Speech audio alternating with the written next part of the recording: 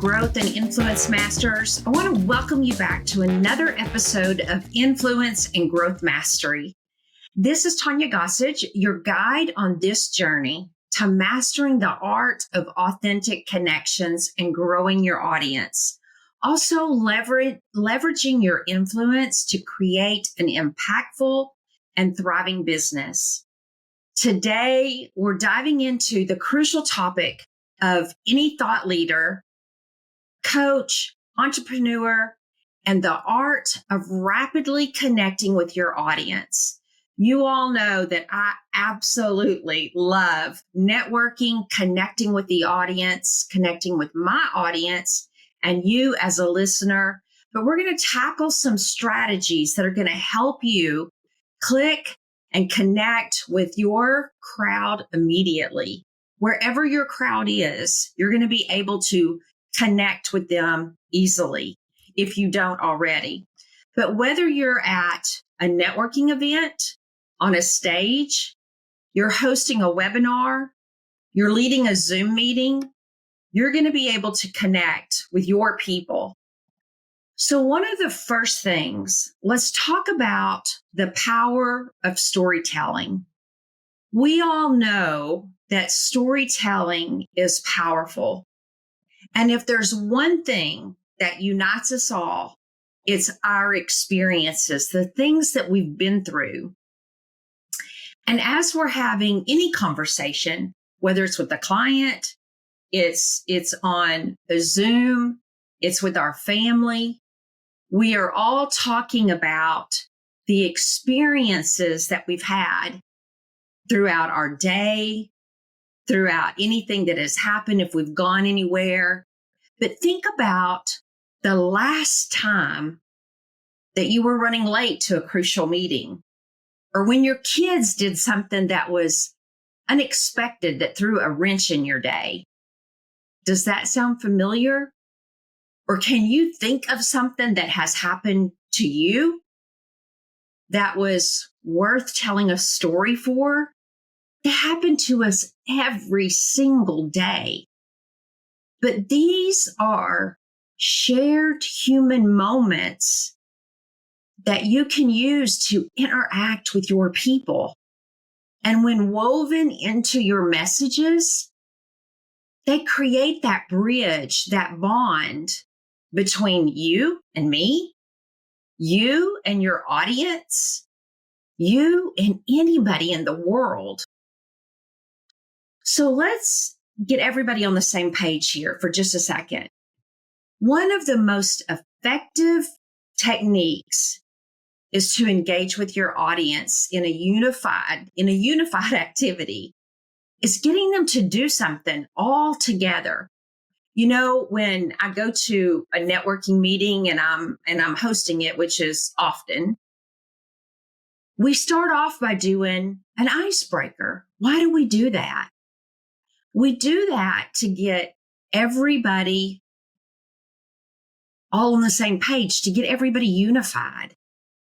So just imagine the energy in a room when you ask everybody to join in on something simple, something easy. It's to put everybody's mind at ease that maybe is there for the first time. They're not used to doing those things. They don't know everybody, but it's to get them comfortable. And maybe it's something that's interactive where they use their hands and they do motions together. It's to get them out of their comfort zone, maybe, to then get them comfortable.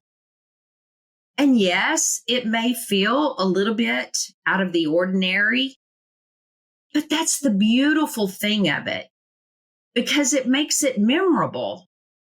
And then it instantly brings the room together.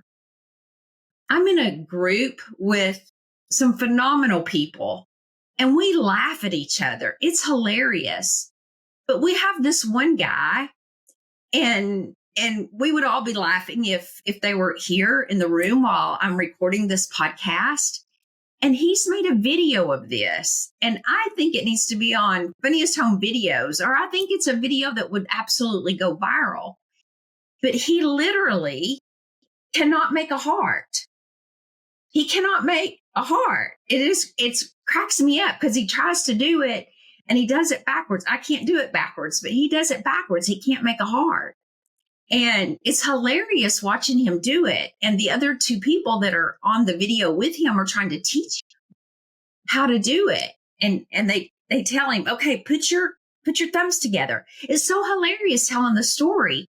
And as we watch it, it creates such a bond between us that we can laugh at each other. And did it put him out of his comfort zone? Absolutely. Absolutely it did. But that's what these things are for.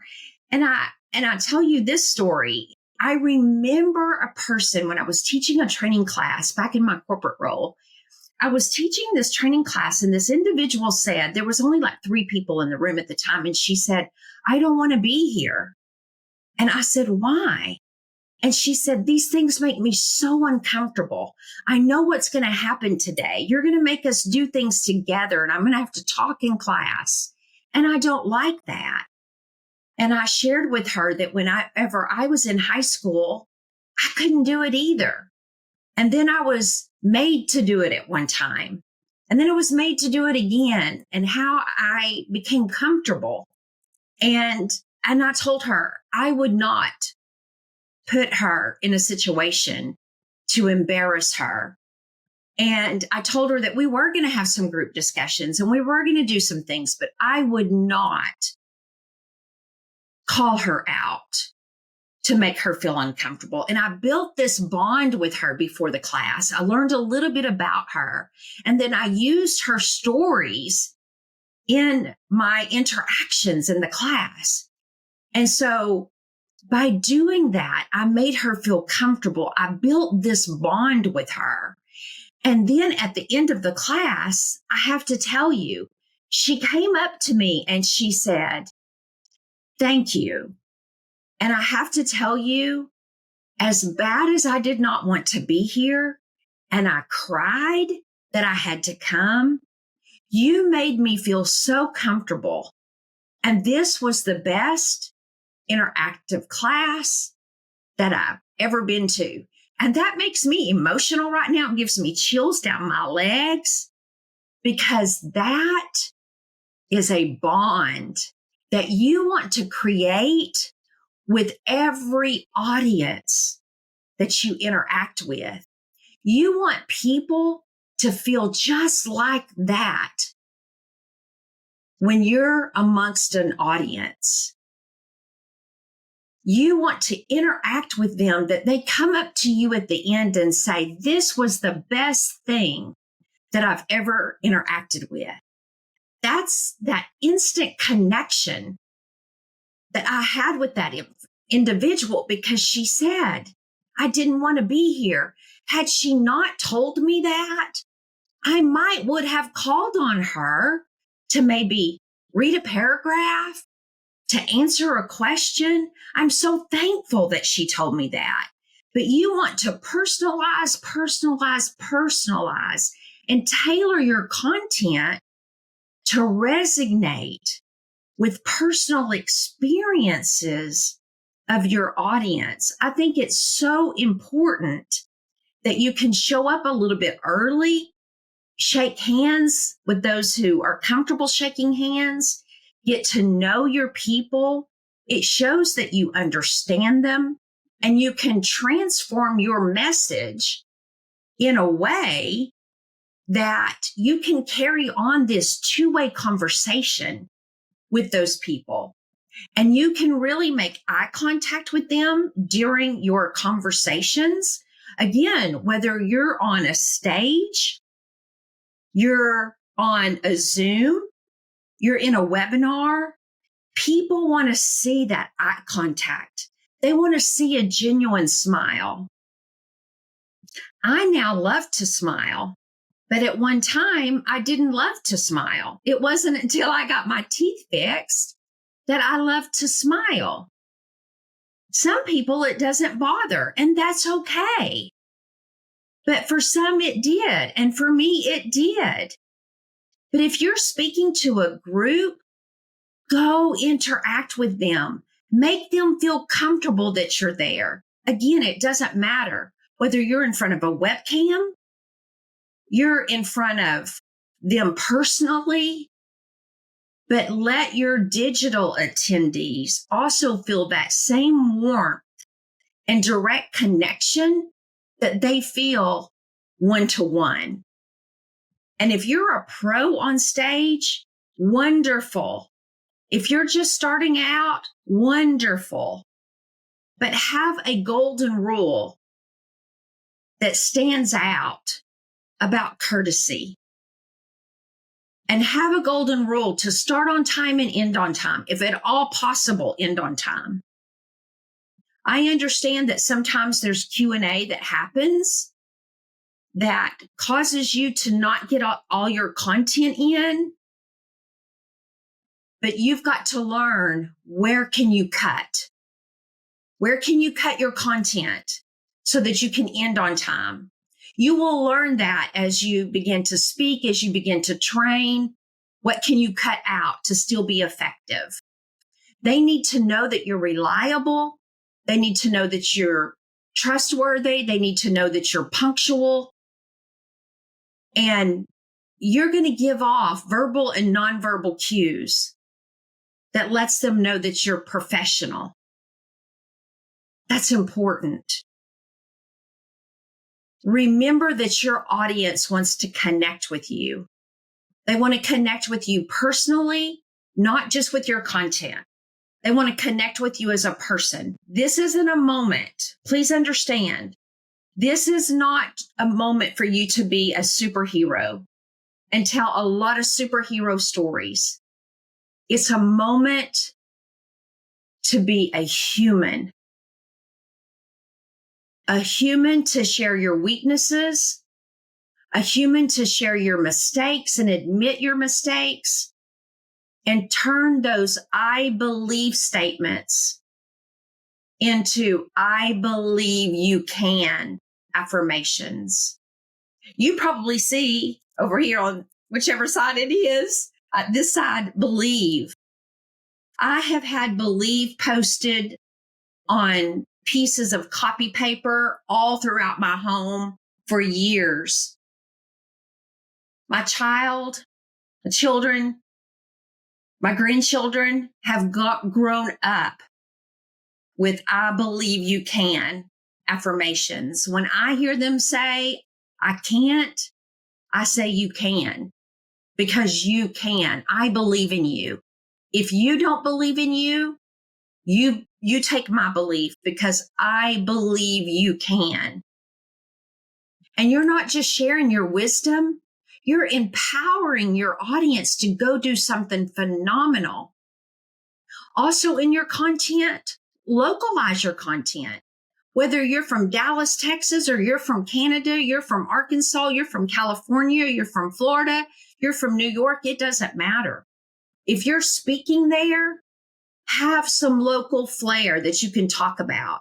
Find out something about their sports team, about the favorite places they love to eat, where you can go eat. Listen to your audience. Connect with them on their level and have conversation about that. It's important to them. It's important to them. And as a final nugget of wisdom, be vulnerable. Be relatable. That's the way that your audience connects with you more deeply. And it shows them that you're human. It shows them that you're real. Be the unfiltered you. You're going to make mistakes. I've made many mistakes. Own them. I now laugh at them. Last year, I said it was going to be the year of being uncomfortable. Getting comfortable, being uncomfortable. And I have done that. I've been very uncomfortable. I'm still uncomfortable at things. You're fixing to see me launch into some very uncomfortable things. I am not an Instagrammer. I don't understand Instagram. I'll just tell you that. That platform, I've said over and over and over to one of my coaches, that platform is not for me. I'm a Facebooker, I'm a LinkedIner, and I am an alignable. person.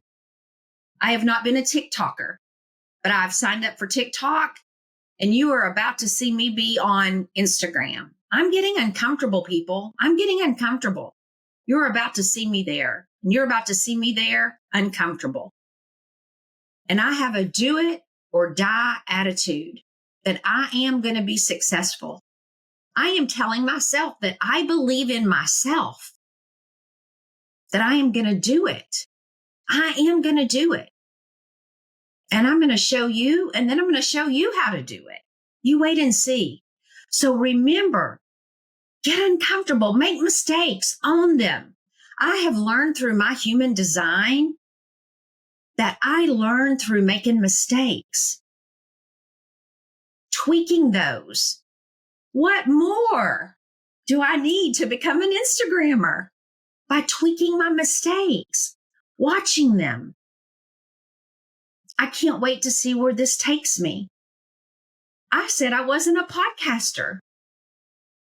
Go back and watch my first podcast. You'll laugh. And it's okay. I'm okay with that. 1 year from now, I'll say laugh at this one. Because I'm going to get better. And you're going to get better. So remember, when you open your talk with people and connect with people, unite with your audience in a shared action, whatever that is that you use to build your bond with people, use it. Feel seen.